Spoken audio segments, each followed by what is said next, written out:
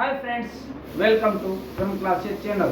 दोस्तों, आप सभी का एक बार फिर से आपके अपने इस मंच पर हार्दिक स्वागत है। वह मंच जो कि आपके अपने टॉपिक्स पर बात करता है, तुम्हें कम्युनिकेशन करता है और जानने की कोशिश करता है कि आपको क्या चाहिए। दोस्तों, बात करते हैं हम आज के उस टॉपिक की जिसको हमने जहां पर कल छोड़ा था वहीं से आज शुरुआत करेंगे। कल हमने भाग 1 के दौरान जाना कि राष्ट्र के विकास में विभिन्न संस्थानों की भूमिका क्या रही। तो दोस्तों, आज जैसा कि मैंने कल बोला था कि हम भाग 2 में और भी जो संस्थाएं हैं, वित्तीय संस्थाएं, उनके बारे में बात करेंगे जो कि विकास की जो जड़ें उन्हें मजबूत करने में अपना योगदान देती है। तो दोस्तों, ऐसे कई संस्थाएं हैं भारतीय जो समाज है उसके अंदर। तो दोस्तों, हम उनको जान लेते हैं कि कौन कौन सी वो संस्थाएं हैं, कौन कौन सी वो संगठन है जिनके बारे में जानना अति आवश्यक है भाग 2 के तहत। तो दोस्तों, ये जो मैं आज बात करने वाला हूँ उसमें कई क्वेश्चंस, एक या दो नहीं, बहुत से क्वेश्चन MCQ में आने लायक है। दोस्तों, यह जितना आपके कॉम्पिटिटिव एग्जाम के लिए जरूरी है उतना ही आज का जो पार्ट है वह आपके दैनिक लाइफ, जो रोजमर्रा की जिंदगी है, दैनिक जिंदगी है, उससे भी सरोकार रखता है। तो दोस्तों, हम जान लेते हैं कि वो कौन सी वित्तीय संस्थाएं हैं जो हमारी एजुकेशनल जरूरतें तो पूरी करेगी ही, साथ ही हमारी जो वित्तीय आवश्यकताएं हैं समय पर वो भी पूरी करने का दम भरती है। तो दोस्तों, जान लेते हैं वो संस्थाएं कौन कौन सी है। दोस्तों, पहली संस्था है वो IDBI। आपने नाम तो सुना होगा, बहुत बड़ा नाम है क्योंकि काम भी बहुत बड़ा है। तो जाने तो उसका पूरा नाम क्या है। दोस्तों, जो आज मैं बात बताने वाला हूं आपको, जिन संस्थाओं के बारे में बात करने वाला हूं, वो आपको इस मंच पर इतनी सरल भाषा में और इतने MCQ के साथ, वस्तुनिष्ठ प्रश्नों के साथ दोस्तों कभी भी जानने को नहीं मिली होगी, ये मेरा पक्का दावा है। और दोस्तों, जो ब्रह्म क्लासेस कहता है ना, वो कहता ही नहीं है, करता भी है, और सबसे अलग हटके करता है क्योंकि अपनी आपकी भाषा में बात करता है। तो दोस्तों, हम जान लेते हैं उस IDBI बैंक को जो कि एक महत्वपूर्ण बैंक है। क्यों है, क्या कार्य है इसके, कब इसकी स्थापना हुई, सब कुछ आज हम जानेंगे और कुछ MCQs आप नोट डाउन करेंगे जिसके बारे में बताता चला जाऊंगा। तो दोस्तों, IDBI का पूरा नाम है भारतीय औद्योगिक विकास bank, Indian industrial development bank of India, industrial development bank of India. तो दोस्तों, ये क्या करती है, क्यों है, इसका शॉर्ट नेम क्या है, IDBI। तो मैं जान लेते हैं दोस्तों कि क्या है IDBI। तो दोस्तों, शुरुआत में हम जान लेते हैं कि IDBI एक भारतीय निजी क्षेत्र का बैंक है, प्राइवेट सेक्टर का बैंक है, राइट। पहला तो यही MCQ आ जाता है कि IDBI किस प्रकार का बैंक है, क्या है, प्राइवेट है, निजी क्षेत्र। उसके बाद यह वित्तीय और बैंकिंग सेवाएं प्रदान करता है ताकि विकास को गति मिल सके, विकास को विकसित किया जा सके, राइट। इसकी बात है। अगला MCQ है, इसकी स्थापना कब हुई, किस सन में हुई। तो दोस्तों, IDBI ने अपना पहला पड़ाव 1964 में रखा, 1964 में, और यह किसको सहायता प्रदान करती है, अगला MCQ। और यह औद्योगिक क्षेत्रों को वित्तीय सहायता प्रदान करने के लिए जानी जाती है। इसका IDBI एक विकास वित्तीय संस्थान है, विकास के लिए अपना वित्तीय योगदान देती है IDBI बैंक। उसके बाद यह भारतीय जीवन बीमा निगम की सहायक कंपनी है। दोस्तों, पूछा जा सकता है कि भारतीय जीवन बीमा निगम की सहायक बैंक में से या कंपनियों में से कौन सा प्रमुख है, तो IDBI बैंक होगा, राइट। उसके बाद आता है और भारतीय लघु उद्योग विकास बैंक आईडीबीआई की सहायक कंपनी है। जो लघु उद्योगों को ऋण दिया जाता है ताकि वो विकास कर सके, अपनी जो रुग्ण अवस्था है उससे बाहर निकलकर पूंजीपतियों के बड़े बड़े ब्याज दरों से मुक्ति पा सके, टैक्सों से मुक्ति पा सके, करों से अपने आप को मुक्त रख सके। इसके लिए जरूरी क्या, उनकी वित्तीय स्थिति सुदृढ़ होना।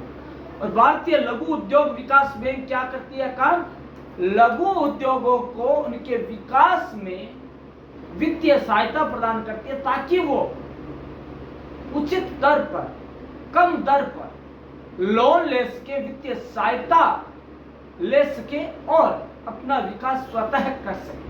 उसके बाद बात आती है कि ये क्या है और कैसे काम करती है। दोस्तों 2005 में इस बैंक का आईडीबीआई में ही विलय कर दिया गया, क्योंकि बहुत ज्यादा जटिलताएं होती है बैंकों को अलग अलग सुचारू रूप से चलाने में। तो क्या हुआ, इसका पुनः विलय इसके अंदर कर दिया गया, किसमें, आईडीबीआई। और इसे सार्वजनिक क्षेत्र की इकाई के रूप में वर्गीकृत किया गया। अब ये सार्वजनिक क्षेत्र में आ चुकी है। पहले निजी क्षेत्र का बैंक था, अब ये वर्गीकृत कर दिया गया सरकारी क्षेत्र के अंदर एक इकाई के रूप में कर दिया गया, सार्वजनिक क्षेत्र। ठीक है। हालांकि भारतीय रिजर्व बैंक ने 2019 में इसे एक निजी बैंक के रूप में वर्गीकृत किया है, लेकिन रिजर्व बैंक क्या कहता है कि यह सार्वजनिक बैंक नहीं है, ये क्या है, एक प्राइवेट है, एक निजी बैंक है जो कि विकास के उद्देश्य से स्थापित की गई है। कई राष्ट्रीय वित्तीय संस्थान जैसे कि भारतीय लघु उद्योग विकास बैंक, भारतीय राष्ट्रीय स्टॉक एक्सचेंज, एक्सिम बैंक आदि आईडीबीआई में ही अपनी जड़ें मजबूत किए हुए हैं। ये उसके सिस्टर कंसर्न है, हम मान सकते हैं, ये गलत नहीं होगा। तो दोस्तों अब हम जान लेते हैं भारतीय लघु उद्योग विकास बैंक क्या है, जो उसकी सिस्टर कंसर्न है या इसकी सहायक कंपनी है। दोस्तों भारतीय लघु उद्योग विकास बैंक पूरी तरह से आईडीबीआई के स्वामित्व में है, उसकी सहायक कंपनी है, लेकिन वो जो काम करेगी उसको स्वामित्व में ही करेगी। वो जो जैसा करेगी वैसा करेगी, वही संचालित भी इसको करेगी। इसे 1988 में कब आया भारतीय लघु उद्योग विकास बैंक, 1988 में संसद के अधिनियम द्वारा इसकी सहायक कंपनी के रूप में स्थापित किया गया। किसकी सहायक कंपनी, आईडीबीआई। तो पूछा जा सकता है भारतीय लघु उद्योग विकास बैंक किसके सिस्टर कंसर्न है या किसकी सहायक बैंक का, तो क्या है, आईडीबीआई बैंक की सहायक कंपनी या बैंक के रूप में कार्य करती है। उसके बाद लेकिन उसका जो संचालन है वह 1990 में स्टार्ट हुआ। आईडीबीआई ने लघु उद्योग विकास निधि और राष्ट्रीय इक्विटी निधि की जिम्मेदारी भारतीय लघु उद्योग विकास बैंक को दे दी। उन्होंने क्या किया आईडीबीआई ने कि एक लघु उद्योगों के लिए, उनके विकास के लिए एक ऐसा उपक्रम बनाया जाए जो उनका खुद का ही हो, लेकिन उससे के स्वामित्व में रहकर काम करे, उनसे अलग भी हो, ताकि कार्य का संचालन भी सरल हो जाए और पूर्णतया लघु उद्योगों के लिए ही समर्पित भाव से कार्य करे। तो उन्होंने क्या किया, लघु उद्योग विकास बैंक, भारतीय लघु उद्योग विकास बैंक की स्थापना कर उसे ही भारतीय इक्विटी निधि की जिम्मेदारी और लघु उद्योगों के विकास का बहुत बड़ा जिम्मा इसे दे दिया। उसके बाद भारतीय लघु उद्योग विकास बैंक, जिसे शॉर्ट में सिडबी कहते हैं, पूछा जा सकता है इसका लघु नेम या संक्षिप्त नाम क्या है, तो क्या है, सिनोनिम क्या है इसका, एब्रिविएशन क्या है, सिडबी। ओके, अब आगे चलते हैं। एक वित्तीय संस्थान के रूप में विकसित हुआ और एमएसएमई को बढ़ावा देने और विकसित करने के लिए काम किया है।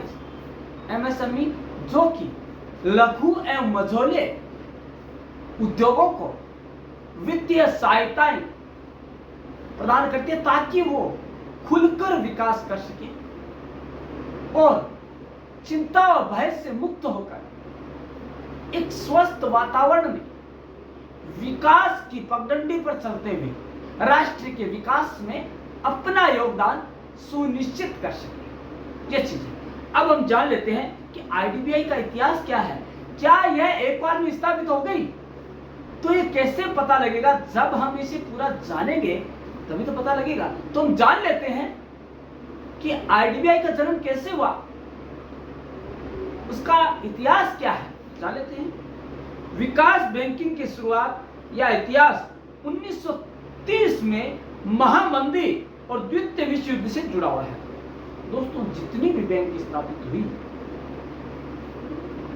वो द्वितीय विश्व युद्ध उसकी और महामंदी की देन कही जा सकती है। क्योंकि दोस्तों हुआ क्या, जो जितना अधिक पूंजीपति था उसके पास और अधिक जमा धन होता गया और जो जितना गरीब था वो और अधिक गरीब होता गया और पूंजीपति मुंह चढ़कर बोलने लगे, सर चढ़कर बोलने लगे। इसी वजह से उस समय काफी बैंकें आई राष्ट्र के। अब हम जान लेते हैं, विनाश से हुए नुकसान ने पुनर्निर्माण की मांग को जन्म दिया कि जो विनाश हुआ है उसके बाद पुनर्निर्माण कैसे किया जाए। जो निर्माण हुआ है, परिनिर्माण हुआ है, उसे पुनर्निर्माण में कैसे बदला जाए। तो इस भावना को जन्म दिया विकास की एक अवधारणा, जिसके कारण राष्ट्रीय संस्थानों की स्थापना हुई। इस विचार के साथ, इस उद्देश्य के साथ कि राष्ट्र के विकास में हमें इतनी ज्यादा प्रगति करनी है या विकास करना है कि हमने जो खोया है उससे कई गुना ज्यादा हम हासिल करें, ताकि हम राष्ट्र के विकास की जो गाड़ी है उसके पहियों को एक अभूतपूर्व आमूलचूल नवीन ऊर्जा प्रदान कर सके। तो दोस्तों जान लेते हैं, औद्योगिक और कृषि क्षेत्र में वित्तीय आवश्यकताओं को पूरा करने के लिए आईडीबीआई, नाबार्ड, एनएचबी और सिडबी जैसी संस्थाओं का गठन किया गया। आईडीबीआई ने 1964 में 1964 में आरबीआई की पूर्ण स्वामित्व वाली सहायक कंपनी के रूप में गठन किया, लेकिन 1978 में इसका प्रभार भारत सरकार ने अपने हाथों में ले लिया। क्यों? क्योंकि भारत सरकार ने सोचा कि यदि पहले से ही आरबीआई के पास इतना ज्यादा कार्यभार है कि इसका संचालन सही ढंग से नहीं हो पाएगा, यदि ऐसा हुआ तो कई कमियां, कई विफलताएं आएगी, कई कठिनाइयों का सामना करना पड़ेगा, जो कि उद्देश्य की पूर्ति, जिस उद्देश्य से लेकर इसकी स्थापना हुई है उस उद्देश्य की पूर्ति नहीं हो पाएगी। और भारत में जो औद्योगिक क्रांति है वो एक स्वप्न मात्र रह जाएगा। यदि उसे यथार्थ रूप में लाना है, यदि उसे यथार्थ के धरातल पर उतारना है, तो उसे सरकार अपने हाथों में ले, ताकि वह राष्ट्र के विकास के बारे में सोच सके और उत्तरोत्तर प्रगति के पथ पर अग्रसर होती रहे। दोस्तों, और इसके साथ ही आरडीबीआई औद्योगिक क्षेत्र के विकास के लिए वित्तीय गतिविधियों के समझने के लिए प्रमुख संस्था बन गई। तो दोस्तों क्या हुआ, यह राष्ट्रीय विकास में औद्योगिक क्रांति की जो भूमिका है उसमें आईडीबीआई ने जो अपनी महती भूमिका निभाई है उससे दरकिनार नहीं किया जा सकता, उसे अनदेखा नहीं किया जा सकता। दोस्तों, अब हम जानते हैं कि किस उद्देश्य से इसकी स्थापना की गई, क्या उद्देश्य रहे जिसकी वजह से आईडीबीआई बैंक आज एक पूर्ण स्वामित्व वाली बैंक के रूप में उभर कर सामने आई है। तो दोस्तों देख लेते हैं, पहला, आईसीआईसीआई, एलआईसी आदि वित्तीय संस्थाओं की गतिविधियों का समन्वय पर्यवेक्षण और नियंत्रण करना इसका प्रमुख उद्देश्य है, ताकि वह उन सब पर निगरानी रख सके। अगला है अन्य वित्तीय संस्थाओं के लिए संसाधनों का संग्रह और वित्तीय सहायताएं प्रदान करना, ताकि वे उचित दिशा में उचित समय पर समुचित उद्देश्यों के साथ विकास के जो लक्ष्य हैं उनको हासिल करने में अपना पूर्ण योगदान दे सके। उसके बाद बात आती है औद्योगिक विकास को बढ़ाने के लिए प्रमुख उद्योगों की योजना बनाना और उन्हें बढ़ावा देना। दोस्तों, आईडीबीआई की स्थापना के पीछे मूल मंत्र, मूल उद्देश्य या जो आवश्यकता थी वह थी देश में औद्योगिक क्रांति के दिवा स्वप्न को यथार्थ या वास्तविकता में तब्दील करना, और यह तभी संभव था जब वित्तीय संस्थाएं एक सक्षम उपक्रम के रूप में स्थापित होकर विकास की राह में अपना सर्वस्व योगदान दे सके। उसके बाद बात आई ऐसी प्रणाली का निर्माण करना जो राष्ट्रीय प्राथमिकताओं का निर्धारण करे। दोस्तों, राष्ट्र की तात्कालिक प्राथमिकताएं क्या थी? उस समय की जो प्राथमिकताएं थी वो ये थी कि राष्ट्र में औद्योगिक विकास हो, औद्योगिक पुनर्जागरण हो। क्योंकि दोस्तों, जो ये आर्थिक मंदी थी, महामंदी का दौर था, जो द्वितीय विश्व युद्ध में हर कोई अंदर तक टूट चुका था, बिखर चुका था। जो राष्ट्रीय हमारा ढांचा था वह किसी भी कायम का नहीं रहा। उसकी स्थिति जर्जर महल की तरह हो गई थी, जो अब गिरे और तब गिरे। तो जरूरत पड़ी एक ऐसे नींव के पत्थर की जो बाहर संभाल सके उस वित्तीय रूपी महल का, जो कि अपने अवशेष तलाशने के लिए मजबूर सा नजर आता था। तो दोस्तों, क्या हुआ? भारतीय सरकार ने आईडीबीआई के गठन को स्वीकृति दे दी। ये उद्देश्य थे जिन्होंने आईडीबीआई की स्थापना के लिए पुरजोर कोशिश करने के लिए हामी भरती। अब बात आती है कि भारत में औद्योगिक विकास बैंक की कार्य क्या है, क्या काम है जो ये कार्य करती है, जिसकी वजह से आज यह भारत में ही नहीं विश्व पटल पर भी एक इज्जत के साथ, एक ख्याति के साथ, एक गुडविल के साथ लिया जाने वाला प्रमुख नाम है। यदि कहीं भी औद्योगिक विकास की बात आती है, वहां आईडीबीआई बैंक का जिक्र ना हो, यह तो स्वप्न में भी संभव नहीं है। तो दोस्तों, जान लेते हैं कि इसके उपनीत कार्य कौन से हैं जिन्होंने हमारे देश में औद्योगिक विकास के क्षेत्र में जितनी भी चुनौतियां आई, जितनी भी बाधाएं आई, जितनी भी कठिनाइयां आई, उनको दूर करने में अपना योगदान तो दिया ही, साथ ही वित्तीय आवश्यकताओं की पूर्ति कर इस बात को प्रूव कर दिया, साबित कर दिया कि आईडीबीआई बैंक राष्ट्र के विकास की जब बात आएगी तो सबसे आगे खड़ा मिलेगा। तो दोस्तों, जान लेते हैं उसकी कार्य क्या है। पहला कार्य है औद्योगिक संरचना के बीच अंतराल को पाटने के लिए या उस गैप को भरने के लिए उद्योगों का संवर्धन और विकास ही आईडीबीआई की स्थापना का महत्वपूर्ण उद्देश्य और कार्य है।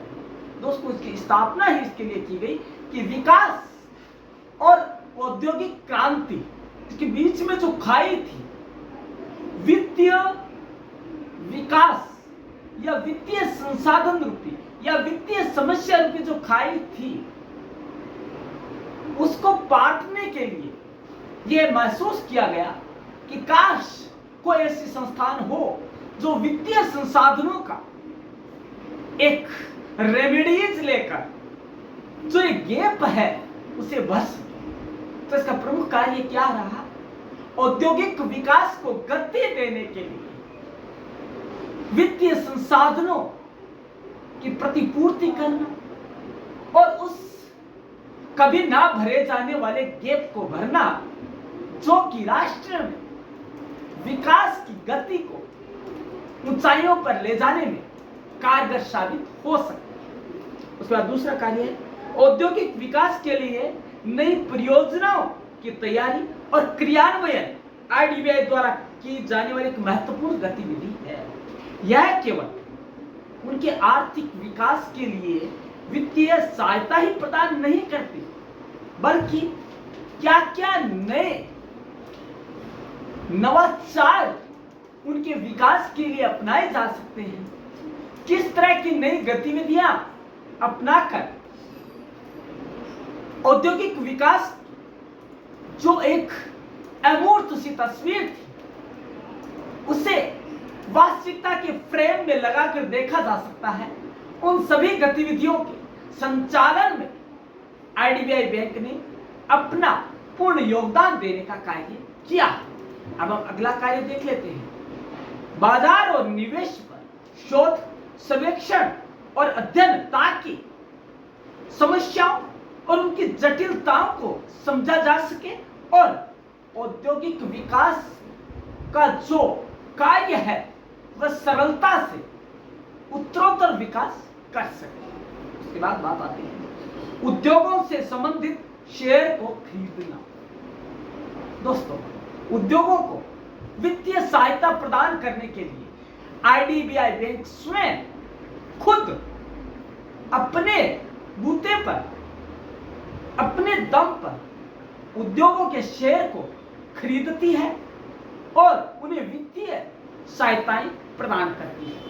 उसके बाद अन्य वित्तीय संस्थाओं द्वारा निष्पादित गतिविधियों का समन्वय करना, जो उसकी अन्य सिस्टर कंसर्न है, जैसे एलआईसी हो गया, जैसे भारतीय लघु उद्योग विकास बैंक हो गया, उनके बीच में सामंजस्य स्थापित करना, ताकि समय समय पर जो कठिनाइयां आए, बाधाएं आए, उन्हें पार कर जो एक विकास का मूल मंत्र है उसे सफल बनाया जा सके। उसके बाद बात आती है उद्योगों के विस्तार के लिए तकनीकी और प्रशासनिक सहायता का विस्तार करना। दोस्तों, वित्तीय शक्ति वह ऊर्जा है, वह पावर है जो कि हर किसी गतिविधि का केंद्र बिंदु है।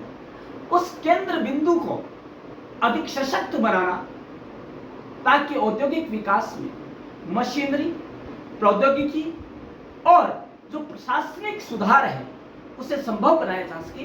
दोस्तों, किसी भी कार्य को करने के लिए पूंजी की जरूरत होती है और पूंजी वित्तीय संस्थानों पर, वित्तीय संसाधनों पर निर्भर करती है। दोस्तों, आईडीबीआई बैंक का मेन जो उद्देश्य था, मेन कार्य है, वह है उद्योगों के संचालन के लिए नई नई कार्यक्रमों, नीतियों का लागू करने के लिए वित्तीय संसाधन उपलब्ध करवाना। उसके बाद भारतीय औद्योगिक वित्त निगम आईएफसीआई, प्रतिभूति वायदा आयोग एसएफसी तथा भारतीय सरकार द्वारा अनुमोदित अन्य वित्तीय संस्थाओं को पुनर्वित्त सुविधाएं प्रदान करना। बहुत सी ऐसी संस्थाएं हैं जिनका की वित्त बजट जो है वह अन्य योजनाओं की वजह से गड़बड़ा जाता है, तो उस गड़बड़ाए बजट को सही दिशा में लाने के लिए और उन्हें लाभ की दशा में पहुंचाने के लिए पुनर्वित्त की सुविधा आईडीबीआई द्वारा ही प्रदान की जाती है। उसके बाद बात आती है आईडीबीआई इतना ही कार्य नहीं करती है, इससे बाहर जाकर भी कार्य करती है। क्या करती है? दोस्तों, आईडीबीआई बैंक विदेशी मुद्रा विनिमय सेवाओं में भी सहायता करता है। इतना ही नहीं, देश में विदेशी मुद्रा है उनके लेन देन विनिमय के रूप में भी कार्य करता है। इसके अलावा मुद्राओं की खरीद, देश के बाहर जमा, स्वैप आदि की सुविधाएं भी आईडीबीआई द्वारा ही दी जाती है। दोस्तों, नाम छोटा होगा आईडीबीआई, लेकिन दोस्तों काम बहुत बड़े बड़े, काम बड़े और दर्शन छोटे, ये इसके ऊपर लागू होते हैं। छोटा सा नाम है, काम बड़ा काम है। छोटा सा बम है, धमाका बढ़ा है, ऐसा कह सकते हैं। तो दोस्तों आईडीबीआई बैंक अपने आप में एक पूर्ण रूपेण ऐसी संस्था है जो कि वित्तीय संसाधनों, औद्योगिक विकास के लिए वित्तीय संसाधनों की प्रतिपूर्ति करने के लिए पूर्ण रूप से सजग है और पुनर्वित्त सहायताएं भी प्रदान करने में सक्षम और सबल है। दोस्तों सार रूप में हम कह सकते हैं कि आईडीबीआई एक ऐसे अग्रणीय संस्था है जो अपने नवाचार और समन्वय के माध्यम से औद्योगिक वित्त पोषण में दिन प्रतिदिन अधिक तेज गति से वित्त पोषण प्रदान करती आ रही है। 1966 के संशोधन अधिनियम के तहत आईडीबीआई की अधिकृत पूंजी को बढ़ाकर कितना है अधिकृत पूंजी पता है? 1000 करोड़ 1000 करोड़ रुपए है। परामर्श, व्यापारिक गतिविधि और ट्रस्टीशिप सगाई में भी आईडीबीआई की भूमिका महत्वपूर्ण रही है। आधुनिकीकरण योजनाओं, उपकरण वित्तीय योजनाओं और तकनीकी विकास योजनाओं के माध्यम से परियोजना ऋणों में प्रत्यक्ष औद्योगिक सहायता प्रदान की जाती है। इसके अलावा हाल के वर्षों में पिछड़े क्षेत्रों और लघु उद्योगों के प्रति आईडीबीआई का समर्थन पुरजोर देखा गया है। एक पॉजिटिव सकारात्मकता और स्वीकृति भी देखी गई है। इसके अलावा फंड और शुल्क आधारित सेवाओं की पूरी प्रणाली वित्त और सलाहकार आवश्यकताओं की मांग को यह पूरा करती आई है। भारतीय औद्योगिक विकास बैंक विश्व स्तर पर, अब पूछा जा सकता है दोस्तों, एक एमसीक्यू नया हो रहा है कि पूरे वर्ल्ड में आईडीबीआई का कौन सा स्थान है? तो दोस्तों भारतीय औद्योगिक विकास बैंक वैश्विक स्तर पर 10वां सबसे बड़ा विकास बैंक है। कौन सा? 10th। और वो भी कौन सा? देश में नहीं, प्रांत में नहीं, एक आयरलैंड पर नहीं, पूरे वर्ल्ड में अपना 10वां स्थान रखती है, जो कि हम सभी भारतीयों के लिए बड़े फक्र और गर्व की बात है। तो दोस्तों यह था आईडीबीआई के बारे में एक छोटी सी जानकारी। अब हम जान लेते हैं कि दूसरी बैंक, दूसरी वित्तीय संस्था कौन सी है जो कि राष्ट्र के विकास में दिन प्रतिदिन और अधिक गति से योगदान देती आ रही है, जिसका नाम है, उस नाम को बताने से पहले मैं इतना कहूंगा कि यदि कृषि का विकास है, यदि ग्रामीण क्षेत्रों का विकास है, तो हम सभी का विकास स्वतः हो जाएगा, क्योंकि हमारी जो अर्थव्यवस्था है वह कमोबेश अधिकतर कृषि और ग्रामीण उद्योगों पर ही टिकी हुई है। दोस्तों इन दोनों क्षेत्रों को विकास के लिए एक बैंक की स्थापना की जरूरत महसूस की जाने लगी, और वो बैंक है राष्ट्रीय कृषि एवं ग्रामीण विकास बैंक, जिससे हम नाबार्ड भी कह सकते हैं। और दोस्तों आश्चर्य की बात है, इसे लोग नाबार्ड के रूप में ज्यादा जानते हैं। दोस्तों जान लेते हैं नाबार्ड क्या है। दोस्तों नाबार्ड एक विकास बैंक है जो कि प्राथमिक तौर पर देश के ग्रामीण क्षेत्रों पर केंद्रित करता है, अपना ध्यान ग्रामीण क्षेत्रों पर ही केंद्रित करने का कार्य करता है। यह कृषि व ग्रामीण विकास हेतु वित्त प्रदान करने के लिए शीर्ष बैंकिंग संस्थान है। अब अगला एमसीक्यू हो रहा है, देश में वह कौन सा शीर्ष बैंक है जो कि कृषि व ग्रामीण विकास के लिए वित्तीय संसाधन प्रदान करता है? नाबार्ड है। ठीक है, इसका मुख्यालय कहां है? अब आ सकता है, नाबार्ड का मुख्यालय कहां है? देश की वित्तीय राजधानी और माया नगरी कौन सी है? मुंबई में है। वित्तीय राजधानी क्यों कहा जाता है? क्योंकि दोस्तों सबसे ज्यादा जो लेन देन, जो वित्तीय क्रियाएं की जाती है वो मुंबई में ही की जाती है। कृषि के अतिरिक्त यह छोटे उद्योगों, कुटीर उद्योगों और ग्रामीण परियोजनाओं के लिए भी वित्त उपलब्ध करवाती है। यह एक सांविधिक निकाय है जिसकी स्थापना 1982 में, कब? 1982 राष्ट्रीय कृषि व ग्रामीण विकास बैंक अधिनियम 1981 के तहत की गई थी। कहिए क्या काम है इसका?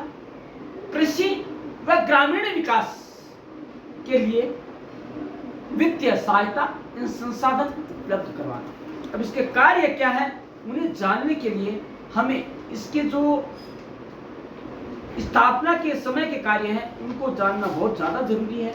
और यह भी जानना जरूरी है कि इसके कार्य महत्वपूर्ण क्यों बन जाते हैं और क्यों इतने महत्वपूर्ण है कि इसका नाम आज बड़े ही इज्जत के साथ लिया जाता है।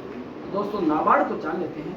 नाबार्ड के प्रमुख कार्यों में है, नाबार्ड के कार्यक्रमों का उद्देश्य ग्रामीण भारत में विशिष्ट लक्ष्य उन्मुख विभागों के माध्यम से वित्तीय समावेश को सशक्त बनाना, जिन्हें व्यापक रूप से 3 शीर्ष भागों वित्तीय, विकास और निरीक्षण में वर्गीकृत किया जा सकता है। इन तीनों की दृष्टि से वित्तीय संसाधनों का बंटवारा और वित्तीय सहायता प्रदान करना नाबार्ड का प्रमुख कार्य रहा है। उसके बाद यह ग्रामीण आधारभूत संरचना के निर्माण हेतु वित्तीय सहायता प्रदान करता है। दोस्तों, मैंने कहा था एक बार पुनः महात्मा गांधी के उन विचारों को मैं यहां आपके सामने रखना चाहूंगा। महात्मा गांधी ने कहा कि भारत की आत्मा गांव में निवास करती है और जब तक गांवों का विकास नहीं होगा हम भारत के विकास की सोच ही नहीं सकते। तो दोस्तों, गांधी के उन विचारों को आत्मसात करने के लिए उनके विचारों पर चलकर नाबार्ड की स्थापना की गई, ताकि वह उनके जो विचार हैं उनके अनुरूप राष्ट्र के विकास में ग्रामीण क्षेत्र और कृषि के विकास का महत्वपूर्ण योगदान साबित कर सके। उसके बाद यह जिला स्तरीय ऋण योजनाएं तैयार करता, ताकि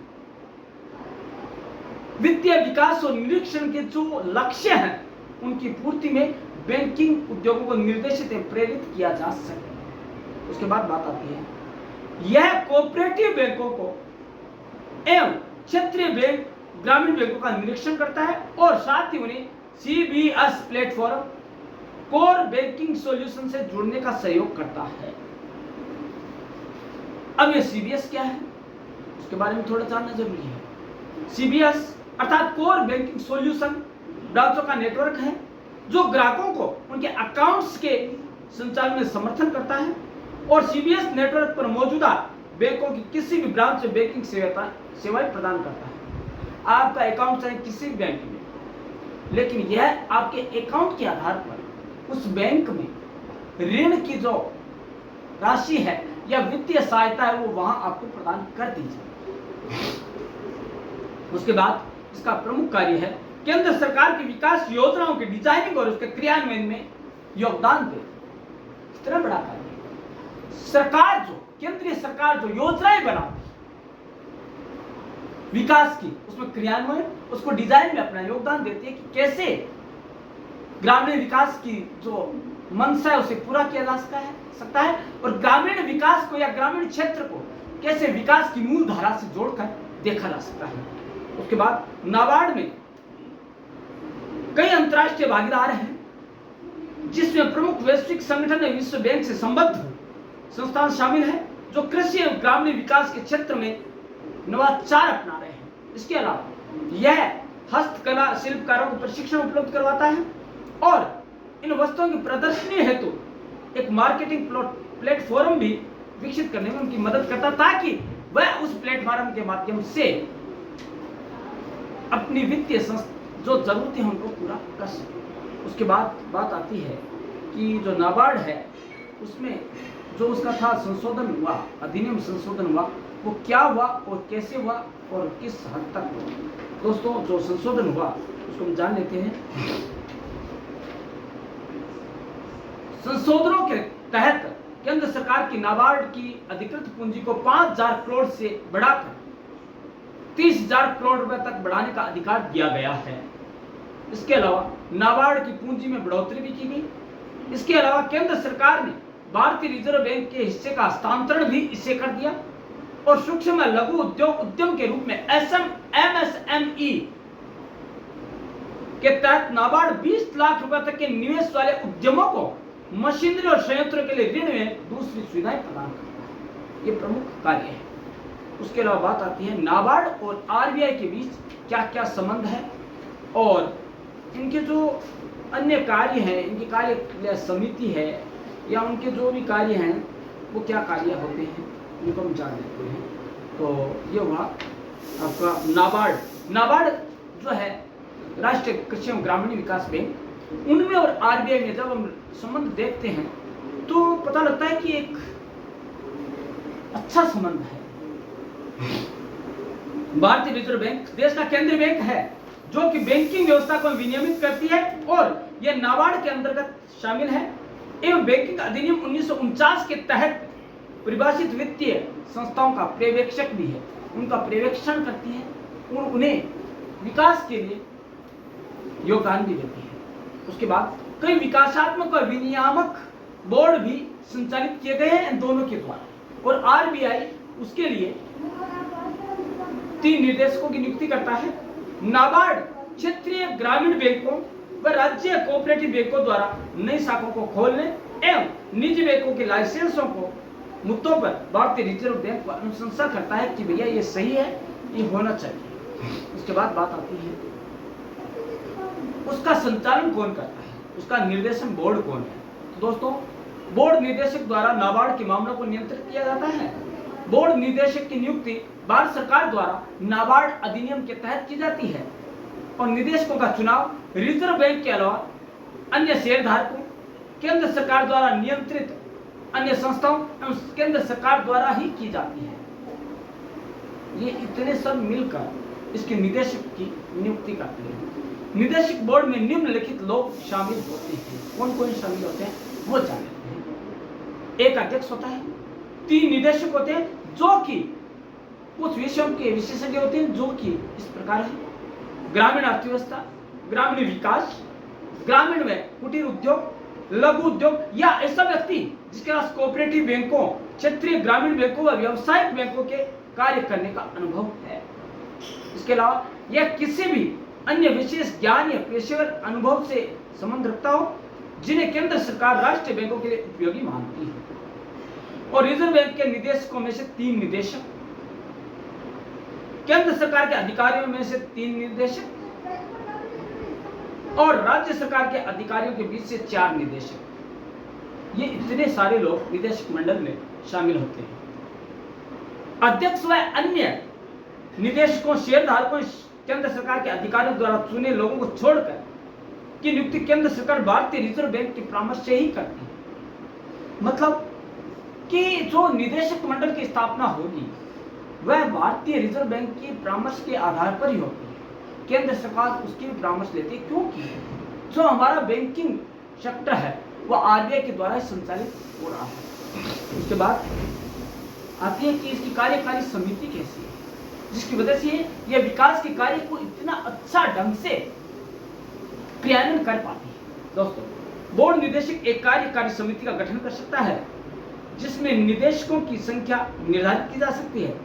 कार्यकारी समिति को ऐसे कार्यों जिन्हें बोर्ड द्वारा सौंपा जाता है इसका निर्धारण किया जा सकता है और प्रबंधित करना होता है। दोस्तों यह वित्तीय योगदान क्या क्या देती है हम जान लेते हैं। पुनर्वित्त लघु अवधि ऋण देती है, दीर्घ अवधि ऋण भी देती है जो कि 18 महीने से लेकर 5 वर्ष तक होती है। ग्रामीण अवसंरचना विकास निधि RIDF की मदद के लिए यह अग्रसर रहती है जो कि 1995-96 में ग्रामीण अवसंरचनाओं के परियोजनाओं की मदद के लिए एक उत्तरदायी संस्था के रूप में स्थापित किया। नाबार्ड अवसंरचना विकास सहायता NIDA का गठन RIDF को पूरा करने के लिए ही किया गया है।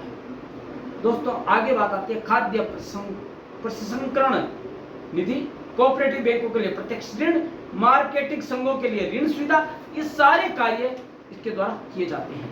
अब विकासात्मक योगदान क्या है वो भी जान लेते हैं कि विकास के क्षेत्र में यह क्या क्या योगदान देती आई है। तो दोस्तों किसानों के लिए किसान क्रेडिट कार्ड अगस्त 1988 में फसल ऋण प्रदान करने के लिए नाबार्ड ने भारतीय रिजर्व बैंक के सहयोग से किसान क्रेडिट कार्ड योजना की शुरुआत की, जो आज भी अच्छी स्थिति में है।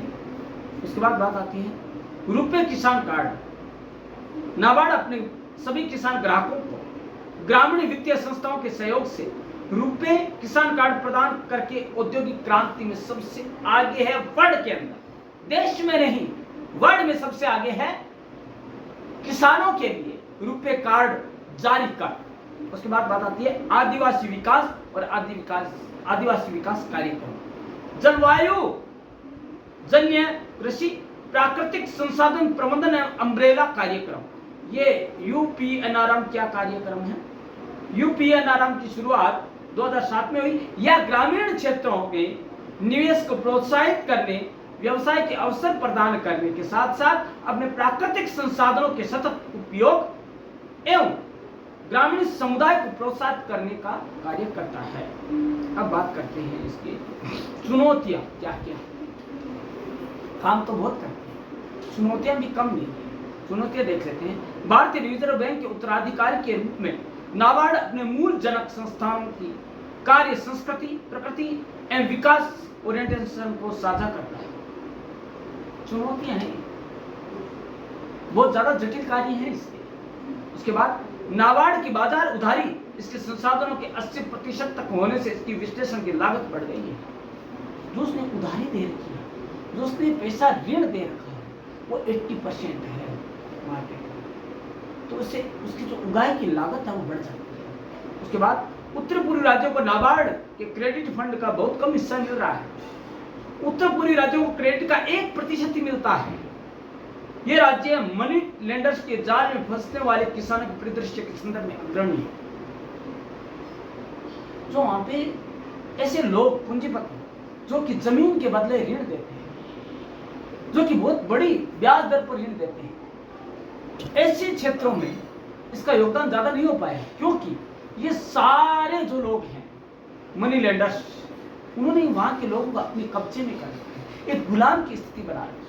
दोस्तों, वहां पर इनकी जो चुनौती है वो कम नहीं है, लेकिन फिर भी हम ये कह सकते हैं कि नाबार्ड इन सभी चुनौतियों के होते हुए भी एक सफल संस्थान, एक सफल वित्तीय संस्थान के रूप में भारत की केंद्रीय सरकार के सहयोगी के रूप में कार्य कर रहा है। दोस्तों, यह हुई नाबार्ड की बात, लेकिन हम इसके इतिहास के बारे में भी जाना, इसके कार्य प्रणाली के बारे में जाना, लेकिन निष्कर्ष को भी जान लेते हैं कि आखिर क्या है नाबार्ड। दोस्तों, भारत में 75% से अधिक लोग कृषि पर निर्भर है, हम सब जानते हैं। ग्रामीण अवसंरचना निवेश से ग्रामीण लोगों की सामाजिक आर्थिक स्थिति सुधारने में सहायता मिलती है। यदि ग्रामीण अर्थव्यवस्था सही होगी तो उनका रहन सहन, खान पान सब सही होगा, वो सक्रिय रूप से भाग ले पाएंगे। इसके अलावा जिससे उनकी जीवन गुणवत्ता, आय में वृद्धि होती है। और नाबार्ड भारतीय ग्रामीण अर्थव्यवस्था के क्षमता निर्माण एवं ऋण सुविधा प्रदान करने में सर्वोच्च संस्थान बन गया है। ऐसा सर्वोच्च संस्थान जो कि सबसे अग्रणीय है। यह ग्रामीण भारत के सामाजिक आर्थिक सशक्तिकरण एवं गरीबी उन्मूलन करने हेतु भी एक समर्पित संस्थान है, जो कि उत्तरोत्तर कार्य करता रहा है। तो दोस्तों, इसके अलावा भी कई बैंकें हैं, कई संस्थाएं हैं जो कि विकास के कार्य को आगे बढ़ाने का कार्य कर रही है। तो हम जान लेते हैं दोस्तों कि वो कौन सी संस्थाएं हैं। एक और है वाणिज्यिक बैंक, कमर्शियल बैंक। ये क्या कार्य करती है दोस्तों? ये भी विकास के क्षेत्र में ही बढ़ चढ़कर हिस्सा लेने वाले बैंक हैं। जान लेते हैं। एक संस्था को जमा स्वीकार करने, व्यवसाय ऋण प्रदान करने और बुनियादी निवेश उत्पादों की पेशकश जैसी सेवाएं प्रदान करने का कार्य वाणिज्यिक बैंकें करती है। और यह मोटे तौर पर एक बड़े बैंक का प्रभाग है, एक प्रमुख अनुभाग है, जो कि बड़े छोटे आकार के व्यवसाय को प्रदान की जाने वाली ऋण और जमा सेवाओं से संबंधित है। इस प्रकार भारत में वाणिज्य बैंकों के कई कार्य हैं। मुख्य रूप से दो कार्य, प्राथमिक और द्वितीयक। हम दोनों को आज के इस वीडियो में जानेंगे। पहले तो प्राथमिक कार्य है, उनको जानेंगे। प्राथमिक कार्य है जो कि बैंक का कार्य होता है जमा स्वीकार करना, ऋण प्रदान करना, ऋण का सृजन करना, लोगों से विनियोग करवाकर बचत को प्रोत्साहित कर ऋण सृजन करना। धनराशि का भुगतान करने के लिए चेक जारी करना, ऋण का भुगतान और संग्रहण, भुगतान करना, और यदि किसी कारणवश ऋण वापस नहीं मिल रहा तो उसके संग्रहण की व्यवस्था करना, प्रतिभूतियों की खरीद और बिक्री, बुलियन ट्रेडिंग, शेयर मार्केट का जो ट्रेडिंग है वो, धन प्रेषण भेजना मतलब आरटीजीएस या किसी अन्य माध्यम से, सूचना बैंक का कार्य करना, धन प्रेषण करना, लॉकर की सुविधाएं उपलब्ध करवाना, विदेशी मुद्रा में लेन देन करना ताकि लोगों को कम नुकसान पर विदेशी मुद्रा का लेन देन हो सके। उसके अलावा व्यापारियों के लिए बैंकिंग सेवाएं उपलब्ध करवाना, ये सारे कार्य इसके कार्य हैं। धनराशि के भुगतान के लिए चेक समय पर जारी करना, जमा स्वीकार करना, यह बैंक के धन जमा राशि में धन का प्रमुख स्रोत होता है जो कि ऋण देने के काम आता है। और ऋण अग्रिम करना, ऋण जारी करना ताकि लोगों की समय पर जो आवश्यकता है उन्हें पूरा किया जा सके और जो विकास का मापदंड है उसे पूरा किया जा सके। उसके बाद बात आती है ऋण सृजन करना। जब भी ग्राहक को लोन या क्रेडिट दिया जाता है तो उसे कोई नकद राशि नहीं दी जाती, दरअसल उस व्यक्ति के नाम पर खाता खोला जाता है और उसमें राशि ट्रांसफर कर दी जाती है। इस प्रकार जरिए बैंक पैसे बनाने में सक्षम होता है, मतलब बैंक का पैसा बैंक के पास और उसे ऋण की सुविधा भी मिलती है। इसके अलावा वह लोगों को ऋण सृजन के लिए प्रोत्साहित भी करता है क्योंकि समय समय पर वह कई योजनाएं कार्यक्रम चालू करता है जिससे कि लोगों में बचत और विनियोग की आदतें शुरू हो सके। अब आता है द्वितीयक कार्य कौन कौन से हैं। द्वितीयक कार्य कौन से हैं? प्राथमिक कार्यों करने के अलावा बैंक अपने ग्राहकों के लिए कई उपयोगी सेवाएं भी प्रदान करता है जो कि एक एजेंट के कार्य के रूप में जाने जाते हैं। जो वाणिज्यिक बैंकों के अन्य कार्यों में उपयोगिता कार्य और एजेंसी के कार्य शामिल है जो कि एक निश्चित कमीशन के बदले कार्य किए जाते हैं। पहला है ऋण का भुगतान और संग्रहण। वाणिज्यिक बैंक विभिन्न उपकरणों का उपयोग करते हैं जैसे विनिमय पत्र, चेक, वचन पत्र और कई अन्य। इसका उपयोग बैंक में प्रप्राम्य लिखत के रूप में किया जाता है, मतलब जो कि एक सबूत के रूप में कार्य किया जाता है, उसका यूज किया जाता है ताकि समय पड़ने पर उसका सबूत के रूप में पेश किया जा सके। प्रतिभूतियों की खरीद और बिक्री। इस कार्य के लिए बैंक आपको प्रतिभूति की खरीद और बिक्री की सुविधाएं देते हैं, जैसे कि शेयर खरीदना, जैसे कि प्रोविडेंट फंड खरीदना। उसके बुलियन ट्रेडिंग। वाणिज्यिक बैंक दुनिया के कई देशों के साथ व्यापार करते हैं, वे सोने और चांदी का व्यापार करते हैं और अपने ग्राहकों को भी यही सुविधा प्रदान करते हैं।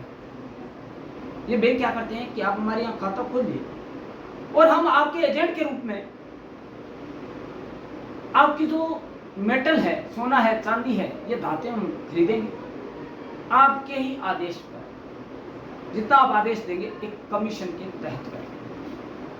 धन प्रेषण, यह वह कार्य जो वाणिज्यिक बैंक करते हैं। इस प्रकार वे अपने ग्राहकों की ओर से एक स्थान से दूसरे स्थान तक ऑनलाइन ऑफलाइन जैसे भी संभव हो सके पैसे भेजने का कार्य करते हैं। आरटीजीएस या ट्रांसफर प्रणाली के तहत सारा कार्य करते हैं। सूचना बैंक। वाणिज्यिक बैंक मुख्य रूप से एक सूचना ब्यूरो है जो व्यापार, वाणिज्य और उद्योग से संबंधित आर्थिक, सांख्यिकी और वित्तीय डेटा एकत्र करते हैं और अंततः उस डेटा का यूज राष्ट्र के विकास के जो आकलन होता है, समीक्षा होती है, उसमें काम आता है कि हमारे देश में कितने विकास के कार्य हुए और कितने सफल हुए, कितना सफल संचालन हुआ। उसके अलावा लॉकर की सुविधाएं, लोग अपने गहने रख सके, अपने महत्वपूर्ण दस्तावेज रख सके, उसके लिए लॉकर की सुविधाएं भी उपलब्ध कराती है जो कि एक मामूली वार्षिक शुल्क लिया जाता है। विदेश मुद्रा में लेन देन। दोस्तों, जो बाहर से लोग आते हैं उनको यहाँ की मुद्रा की जरूरत होती है और यहाँ के लोग बाहर जाते हैं तो उनको वहाँ की मुद्रा की जरूरत होती है। तो ये क्या करते हैं कि यदि आप बाहर जा रहे हैं विदेश की यात्रा के लिए तो ये क्या करता है, कुछ कमीशन के बदले आपको अपनी मुद्रा के बदले उस देश की मुद्रा देते हैं और बाहर के जो पर्यटक आते हैं उनकी सेवा के लिए महत्वपूर्ण कार्य करते हैं, उनको भारत की मुद्रा कुछ कमीशन के बदले दे देते हैं। उसके बाद व्यापारियों के लिए बैंकिंग सेवाएं। वाणिज्य बैंक भी ग्राहकों को मर्चेंट बैंकिंग की सुविधा प्रदान करते हैं। इस प्रकार वे गैर बैंकिंग फर्मों के लिए ऋण देने के लिए भी अधिकृत हैं। जो फर्म है बड़ी बड़ी कृषि से संबंधित, ग्रामीण विकास से संबंधित, तो उनको भी ऋण देने के लिए स्वतंत्र है, स्वीकृत हैं। अब आती है सहकारी समितियां, जो कि ग्रामीण क्षेत्र में सबसे बड़ी ऋण या विकास या वित्तीय सुविधाएं प्रदान करने में अग्रणी है। सहकारी समितियों को सहकारी संस्था, सार्वजनिक निगम, सरकारी सहकारी उपक्रम आदि के नाम से भी जाना जाता है। सहकारी समिति ऐसे लोगों का संघ है जो पारस्परिक लाभ के लिए स्वेच्छापूर्ण सहयोग करते हैं। सहकारी समितियां ये दोस्तों देश की आजादी से पहले ही है। औद्योगिक क्रांति के कारण उत्पन्न आर्थिक व सामाजिक तंगी के परिणाम स्वरूप भारत में वर्ष 1960 में एडवर्ड लॉ की अध्यक्षता में सहकारी समिति के गठन की व्यवस्था एक प्रस्ताव के आधार पर की गई। प्रस्ताव के आधार पर 1904 में सहकारी शाखा अधिनियम पास किया गया और कई पूंजीवादी राष्ट्र जैसे संयुक्त राज्य अमेरिका तथा जापान आदि देशों में सहकारी समितियों ने देश में उन्नति लाने में अपना योगदान किया। सहकारी शब्द का शाब्दिक अर्थ है साथ मिलकर कार्य कर। अब हम सहकारी समिति का अर्थ भी जान लेते हैं। सहकारिता की भावना, सब एक के लिए, एक सब के लिए। ऐसे व्यक्ति जो समान रूप से आर्थिक उद्देश्य के साथ मिलकर काम करते हैं वह सहकारी समिति बना सकते हैं। इसे सहकारी समिति कहते हैं। अब कार्य प्रणाली क्या है वो भी जान लेते हैं। यह ऐसे व्यक्तियों की स्वयं सेवी संस्था है जो अपने आर्थिक हितों की रक्षा के लिए कार्य करते हैं। यह समिति स्वयं व परस्पर सहायता के सिद्धांत पर कार्य करती है। इस समिति में कोई भी व्यक्ति व्यक्तिगत लाभ के उद्देश्य से कार्य नहीं कर सकता और नहीं करता है। दोस्तों, सहकारी समिति एक प्रकार का ऐसा संगठन है जिसमें व्यक्ति अपनी इच्छा से समानता के आधार पर आर्थिक हित के लिए अपने अपने संसाधनों को एकत्र कर उनका अधिकतम उपयोग कर लाभ प्राप्त करते हुए उसे आपस में बांट सकते हैं। जैसे 5-7 लोग मिल गए, 100 लोग मिल गए, तो उन्होंने अपने जो आर्थिक संसाधन थे उनसे जो पूंजी एकत्र हुई उनसे कोष बना लेते हैं। उस आधार पर लोगों को ऋण देते हैं, ग्रामीण परिवेश के लोगों को, और उनसे पुनः वो ऋण है एक अवधि के बाद हासिल करते हैं, संग्रहण करते हैं, एक उचित ब्याज दर, बहुत कम ब्याज दर के ऊपर करते हैं। जैसे किसी क्षेत्र के विद्यार्थी विभिन्न कक्षाओं की पुस्तकें गरीब व निर्धन विद्यार्थियों को पुस्तकें उपलब्ध कराने के उद्देश्य से एकत्र होकर एक समिति बनाते हैं।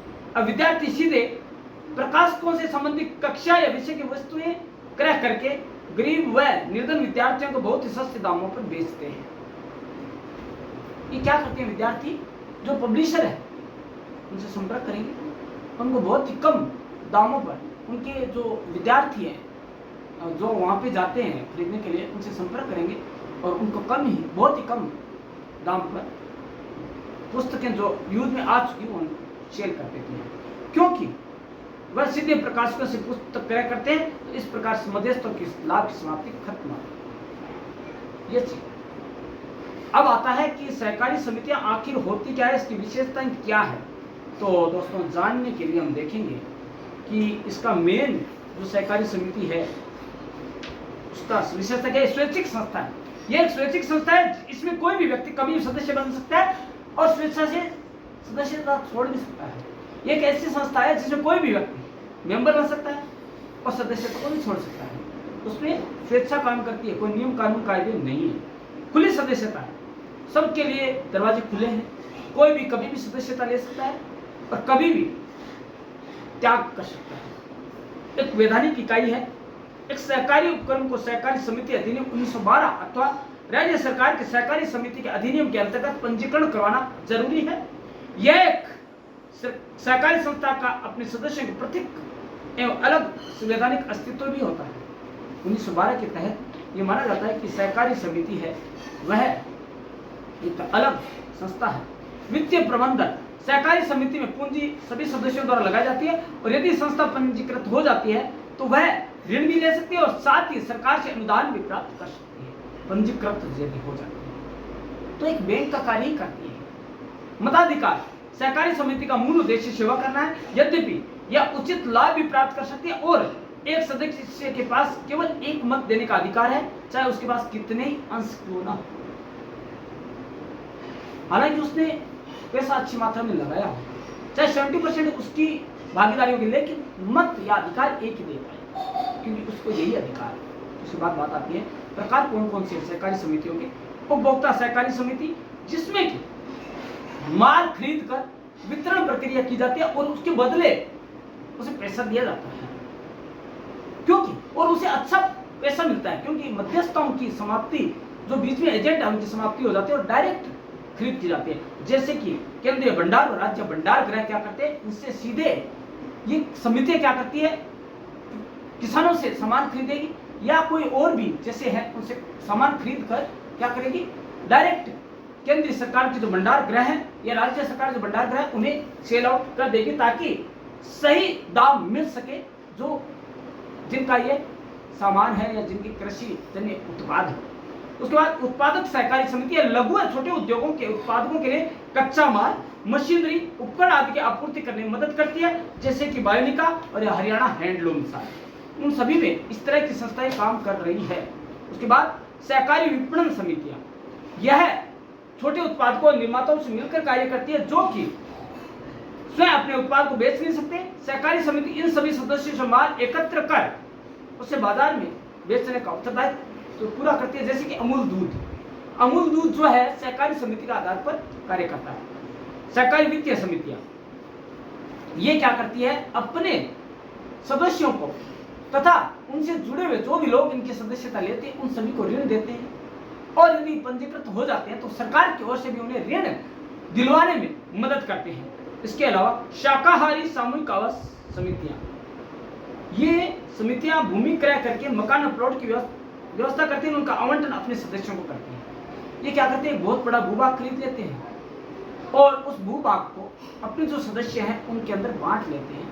उचित जो दर होती है उस पर खरीदी जाती है सरकारी दर पर, और उसे जो अपना जो पूंजी का भाग है उसके आधार पर आवंटित कर लिया जाता है, और बाद में वो सदस्य उसे बेचकर जो पूंजी है उसे एकत्र कर लोग ग्रामीण क्षेत्र की भी कर सकते हैं। सहकारी समिति के लाभ क्या है, ये स्वैच्छिक संगठन है। पहली बात तो ये है, इसे कभी भी ज्वाइन किया जा सकता है और कभी भी छोड़ा जा सकता है, कोई भी नियम कानून कायदे आड़े नहीं आते हैं। दूसरा, मध्यस्थों की लाभ की समाप्ति हो जाती है, क्योंकि यह संस्थाएं खुद खरीदती है और डायरेक्ट राज्य या केंद्र सरकार को सेल आउट करती है। समिति देनदारी, सहकारी समिति में देनदारी उनके द्वारा लगाई गई पूंजी तक ही सीमित है, ज्यादा जोखिम नहीं है, जितनी पूंजी लगाई उतनी ही जिम्मेदारी। स्थायी अस्तित्व है, सहकारी समिति का कार्यालय स्थिर होता है। किसी सदस्य की मृत्यु, दिवालिया, पागल या सदस्यता से त्यागपत्र देने की स्थिति में भी समिति के अस्तित्व पर कोई प्रभाव नहीं पड़ता है, क्योंकि अन्य जो सदस्य वो इसे संचालित कर सकते हैं। उसके बाद है लोकतांत्रिक संचालन होता है। इसमें क्या होता है, जो मताधिकार है उस शक्ति का प्रयोग किया जाता है। एक व्यक्ति एक मताधिकार, जो कि लोकतंत्र की प्रमुख शक्ति है, प्रमुख ऊर्जा का संसाधन है, उसके आधार पर कार्य किया जाता है। अब है जो आज का लास्ट पॉइंट है, वह है सहकारी समिति की सीमाएं क्या है, क्या दोष है जिसकी वजह से वो आज सोचने स्थिति में आ गई है, वह अभिप्रेरणा की कमी। दोस्तों, ग्रामीण क्षेत्रों में लोग कम पढ़े लिखे हैं, उन्हें जागृत करना, उन्हें जागरण की दिशा में ले जाना और उन्हें समझाना सहकारी समितियों के बारे में कि भैया ये अच्छी संस्थाएं हैं, इनके माध्यम से आप अपने जो कृषि जन्य उत्पाद है या ग्रामीण उद्योगों संबंधी उत्पाद है वो सस्ते और सही दामों पे बेचकर और अच्छा लाभ कमा सकते हैं। मध्यस्थों की समाप्ति हो सकती है दोस्तों, प्रबंध संबंधी समस्या हो सकती है दोस्तों, जैसा कि इसमें कोई रूल नहीं है, इसकी सदस्यता कोई भी ग्रहण कर सकता है। तो दोस्तों, अनपढ़ भी इसमें आ जाते हैं, पढ़े लिखे भी आते हैं, तो दोनों के बीच में सामंजस्य बिठाना और सही ढंग से मैनेज करना, यह प्रॉब्लम आ जाती है, जिससे कि सारा प्रबंध जो है वो गड़बड़ा जाता है। उसके बाद है आपसी सामंजस्य की कमी। दोस्तों, 5 लोग हैं, 5 अलग अलग विचारधाराओं के होते हैं, तो उनके मत का एक जगह होना, एक मत होना और उनके विचारों में सामंजस्य होना बहुत ही बड़ा कठिन कार्य है, जिसकी वजह से आज इसकी स्थिति शोचनीय बनी हुई है। उसके बाद सहकारी समिति किसी भी सदस्य के कार्य के लिए बाध्य नहीं किया जा सकता। सहकारी समिति की सफलता उसके सदस्य की निष्ठा व कार्यशैली पर निर्भर करती है दोस्तों। इसलिए दोस्तों, होता क्या है, किसी को बाध्य नहीं कर सकती सहकारी समिति कि तुम काम करो या मत करो, जबकि इसका जो कार्य है ना, या इसकी कार्य प्रणाली संचालन है, वह उसके सदस्य की निष्ठा पर ये निर्भर करती है। यदि निष्ठावान ढंग से नहीं किया गया तो सहकारी समिति का कोई मतलब नहीं रहेगा। और आज यही वजह है कि गांवों से, ग्रामीण परिवेश से सहकारी समितियां अपना अस्तित्व और अपना अवशेष खोजने में लगी हुई है। तो दोस्तों, आज हमने 4 संस्थाओं के बारे में जाना। वो थी IDBI, नाबार्ड, वाणिज्यिक बैंक और अगली कौन सी, सहकारी समिति। दोस्तों, हमने जान तो बहुत लिया है। कल हमारा 3rd पार्ट होगा जिसमें हम गैर वित्तीय संस्थाओं का विकास में योगदान जानेंगे। लेकिन दोस्तों, आज आपने क्या जाना, कितना समझा, क्या क्या MCQ आपने नोट किए, यदि आप इसे कमेंट में बताएं तो हमें और भी अच्छा लगेगा, क्योंकि हमें लगेगा कि आपने कुछ आज जाना है, कुछ समझा है। हम उसी के आधार पर एक नया टॉपिक लेकर आएंगे, क्योंकि हमें जानना जरूरी है कि आपने किस हद तक समझा उसे। जो आज की हमारी भाषा थी, हमारे भाव थे, हमारी जो संचार या की जो प्रणाली थी वो सही थी या नहीं थी, उसे हम आपकी तुलना में तोल के देख सकते हैं। आपके विश्वास की जो तुलना है उसी पर हम देख सकते हैं कि आपको कैसा लगा। तो दोस्तों, कल हम मिलते हैं इसी समय, इसी मंच पर, ये जानने के लिए कि वो कौन सी गैर वित्तीय संस्थाएं जो कि राष्ट्र के विकास में अपना सर्वस्व योगदान देने के लिए अग्रसर है। तो दोस्तों, देखते रहिएगा प्रमुख क्लासेस चैनल। धन्यवाद।